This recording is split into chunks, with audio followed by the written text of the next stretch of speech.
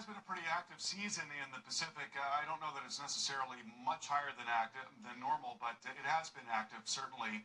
And we expect that it will continue to be. And here's a look at what's going on right now across both basins. So there's the Pacific on the left there, obviously, and then the Atlantic to the right. And we are looking at a couple of areas that need to be monitored in the Atlantic. We don't expect that they're going to develop rapidly, and they may not develop very much. But we'll look at them, and we'll take a real close look at them coming up in 50 minutes after the hour.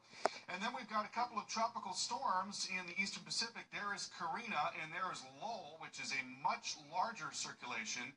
Karina is going to be weakening slowly, but Lowell now a 50-mile-per-hour storm moving west-northwest, and it's going to turn more towards the northwest and then the north, and move probably pretty slowly here off to the northwest, and it's going to be a 60 to 65 mile per hour storm, we think, in the next couple of days. Now, what's interesting is that the model that we've been watching quite often in the last few weeks here, showing this Fujiwara effect with a number of storms, is showing that again with Lowell and Karina. Now, it's done that a bunch of times, but we actually haven't seen it come to pass, so we'll see if that actually happens. But what we do think is that a lot of moisture is likely going to come up from Lowell and into northwestern parts of Mexico and will begin to spread into parts of the southwest. So that could mean an increase in very heavy rain there coming up by the end of the week. But the system itself is going to stay well offshore. Steph, back to you.